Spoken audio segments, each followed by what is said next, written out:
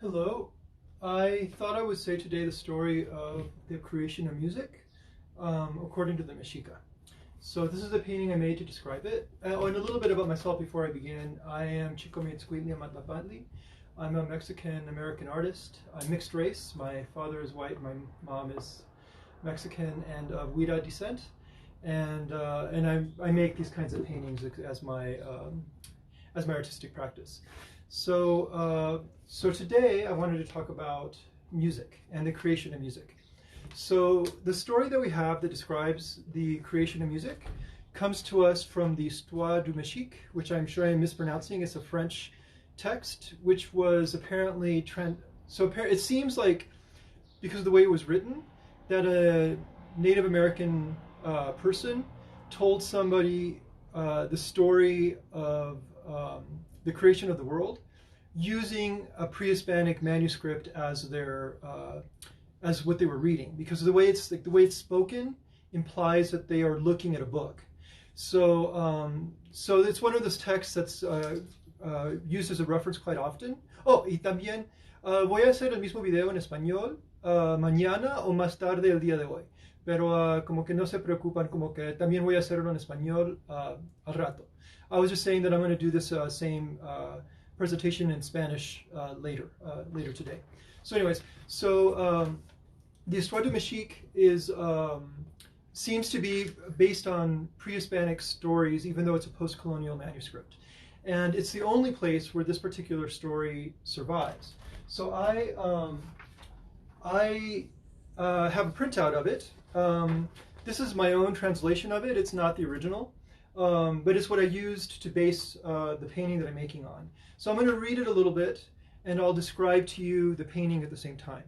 So here is where it begins. So this scene has Tezcatlipoca right here, who's the Lord of Destruction and Chaos and the whims of fate, and he's speaking to Quetzalcoatl on his other side.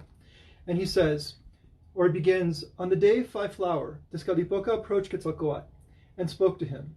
Wind, sovereign plumed serpent, cross the sea to the house of the sun, who has many musicians and trumpeters with him, his servants, who eternally sing his glory. Arriving at the edge of the sea, thou shalt find my servants, Acatapachli, Asiwat, and Atlisipacli.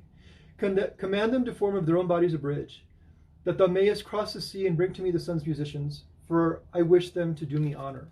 So here he speaks, and you can see the words emerging from his mouth. The words have flowers coming from them, which indicates poetry. Above is the day that this happened, which is the day Five Flower, which is a day associated with art and song, dance, and music, and the creation in the Aztec calendar. And here is a representation of the north. It's a place glyph. The sign underneath means place. This line with those kinds of pyramid shapes, that means place. And then above it is death. So this is happening in the north, in Mictlan, the land of the dead. And here, Quetzalcoatl leans forward and crosses his arms over his chest in a gesture of suppliance, indicating that he will do what Tezcatlipoca asks him to do. So it continues here in the next scene, where straight away Quetzalcoatl departed for the sea, and arriving at the shore, called out the names of the servants of Tezcatlipoca. Acatapachli, Asiwat, Atlisipacli, come unto me, and form of thyselves a bridge, that I may cross to the house of the sun. And the servants of Tezcatlipoca immediately did as they had been commanded. So the servants of Tezcatlipoca are here, and they are the woman of water, the beast of water, and the sea turtle. And so they rise out of the sea, and here Quetzalcoatl leans forward and points at them, and here is a speech scroll indicating what he's saying, where he tells them to form of their bodies a bridge so that he can cross to the house of the sea in the east, across the ocean. So this scene on the bottom is the next scene, like this whole long section right here, which I'm about to read and explain. So arriving at Tlahuitzlampa, the place of light, of illumination, about which 1,000 butterflies and hummingbirds flitted, Quetzalcoatl confronted the sun and asked to take his servants, the musicians. But Tonatiuh was loath to let his servants leave him, and he called out to them, saying, Macuilxochitl, my faithful servants, listen to me. Beyond the sea lies only misery, only sadness. Respond not to him, for he who responds must leave my house of light and brilliance and depart this place forever. Quetzalcoatl, upon hearing these words, sang out in a voice both bright and clear, and called upon the musicians to follow him. His words were sweet, his song beguiling. Huehuecoyot, the old coyote, who then also dwelled in the eastern palace, took up the song of Quetzalcoatl. They sang with honeyed words of the earth below. Macuilxochitl, Five Flower, lord of music, dance, song, and games, and captain of the musicians in the palace of the sun, found that he could not resist. Macuilxochitl and his musicians followed Quetzalcoatl and Huehuecoyot, dancing upon the swaying bridge, playing their instruments, their flutes and drums and conch-shell trumpets unto the distant shore. So that's the scene that's happening here. So it begins on this side, where Quetzalcoatl, well, let's see here. I have to look at the picture to understand what's going on. Okay, so here, part of what I just read isn't actually painted. So he crosses the sea and asks Tonatiuh to give him the musicians of the sun. So here is the place glyph again, which indicates a place. And here is Tonatiuh Ichan, the eastern paradise of the sun. And here is Tonatiuh, his body painted red, the sun on his back, leaning forward. The hand to the forehead like this. It's in this gesture that looks like this. That means weeping in pre-Hispanic codices. So he's weeping, and he speaks to his musicians. And you can see there's teeth emerging from his words. And what he is saying is, don't listen to Quetzalcoatl. Quetzalcoatl came and told the musicians that the earth was a place of joy and beauty, and for them to follow him. But he's telling them that's a lie. The earth, in fact, is a place of sadness and weeping. And if you go with him, that's where the place to which you will go. But because Quetzalcoatl began to sing, which happens here, and his voice was so beautiful, the musicians of the sun couldn't resist. So here he is, dancing and singing, and landing in the east, in the place of flowers and song, which here you see the place glyph again, and here are these mountain glyphs with flowers inside of them, and they're singing. So it's the place of flowers and song. And here, Quetzalcoatl sings. His words are of flowers, flower and song, which is the glyph for poetry. And here is Huehuecoyotl, who's the god of dance. So Huehuecoyotl is also the god of liars, and he sings as well. He knows the truth, but he tells the musicians the same lie, that the earth is going to be beautiful and happy. And here the musicians come following. So there are 5 musicians. These are the Macuil Tonaleque, the 5 gods of happiness, pleasure, song, and dance. And each one is playing a different instrument as they go. So they're dancing across the bodies of the turtle, the woman of water, and the sea beast. And here they are playing their different instruments. From the instruments rises these sound glyphs. So these glyphs represent this sign that's inside of it means something that's profound. And they're in red and black, which is a disfraísmo. It's a combination of 2 words, which means profundity, because it's the colors that books were painted in.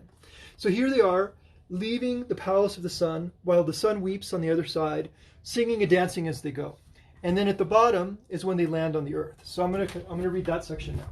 So then it continues. Yet Quetzalcoatl did not return to Mictlampan, the house of death in the remote north where Tezcatlipoca keeps his throne. It is not right that music should exist for the pleasure of Tezcatlipoca alone, in his realm of darkness. I shall take them to Anahuac, the middle world, the realm of men, there to sing the praises of the Teteo, and there to lighten the hearts of the Masehuales. There, music shall serve all being, and in its tones, creation shaped and given meaning. Thus it was that the musicians of Tonatiuh descended to Anahuac. Upon their arrival on the distant shore, at the place of flower and song, Quetzalcoatl transformed them into the instruments they played. Macuilxochitl and his servants became the drum, the rattle, the conch-shell trumpet, and the wailing flute. And there, on the sorrowing plains of Anahuac, Quetzalcoatl presented the musical instruments to the Masehuales. The Masehuales are us, like humans. We are the Masehuales, our ancestors, and taught them their use, that they might sport and play and lighten their hearts, but also that they might pay homage to the Teteo.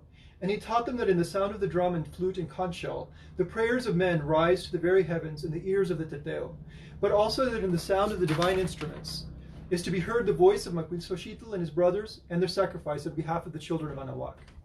So the story ends with them betraying Tezcatlipoca, and instead of going to Mictlán, or the north, where Tezcatlipoca has his palace, and where they would have served a different god, and they still would have been in the realm of the divine, they have gone to earth. And having gone to Earth, Quetzalcoatl did this so that we could have pleasure, so that we could find pleasure in dance and song. And he also did this so that we could honor the Teteo, the gods, through dance and song. So like today, one of the main ways that the Teteo, the old gods, are worshipped is by Aztec dancers who practice ceremony. That's something that I do. That's why I wear these clothes. These are my ceremonial clothes. And this is the moment of that creation. So on the bottom, you see Quetzalcoatl teaching the first men and women to play the huehuet, to play the musical instruments. And so here are the men and women of the first creation playing. And here on the other side is Huehuecoyotl, the old coyote, the god of dance, teaching the first humans how to dance. So, but the story is more than just that. It's the gods become the musical instruments that they're playing. So one idea in pre-Hispanic thought is that, and actually not just in pre-Hispanic thought, in Mesoamerican thought, this is something that's still believed by different indigenous tribes throughout Mexico and Mesoamerica. And that was believed by our ancestors, and it's still believed by Aztec dancers and other people like that today, is that everything is divine. Everything is sacred. So, like for example, if you eat an ear of corn, you're not eating a vegetable, you're eating a god, a teteo, who has incarnated himself as an ear of corn. My name is Chico Maitzquintli Amatlapaki. They have incarnated themselves as an ear of corn. And when you eat them, it's a teteo, a god who has sacrificed himself for the sake of us. Everything in the world is a manifestation of Ometeo. Like there is no such thing, there's nothing as an individual. Like my notion of my own individuality is an illusion born of my ego. But in fact, I am a manifestation of Ometeo. I am part of Ometeo in that continuum of being. And musical instruments are the same. So a musical instrument possesses a soul and a living agency. There was even a ceremony that would take place once a year. Where people would make a day of rest for the tools of their work. So like I, for example, who am an artist, would put my paintbrushes and paints on an altar and make them offerings of incense and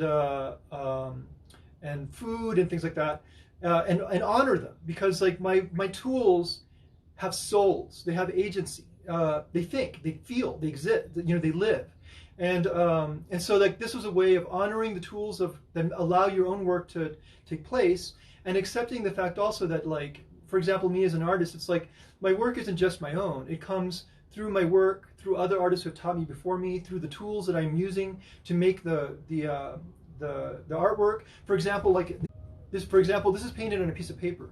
For this paper to exist, a tree had to die and sacrifice itself so that I could use the bark of the tree, the wood of the tree, to make the paper. So it's like everything that exists is interconnected, everything has a soul, and everything is alive, everything.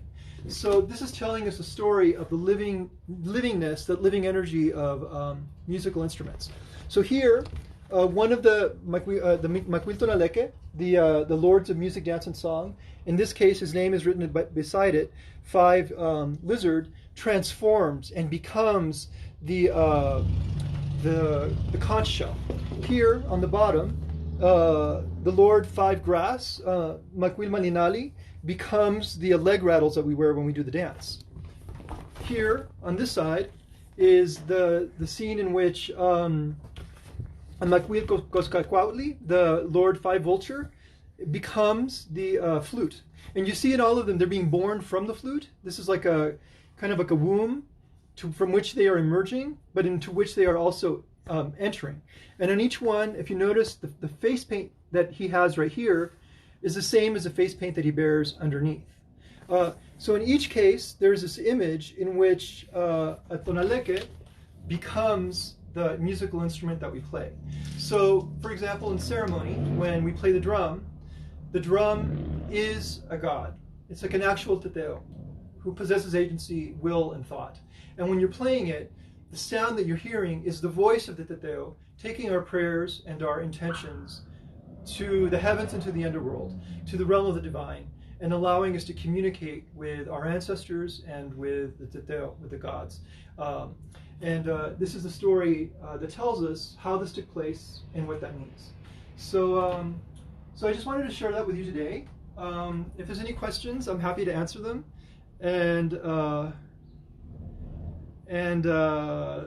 So let me know real quick, and if not, then I guess I'll say goodbye.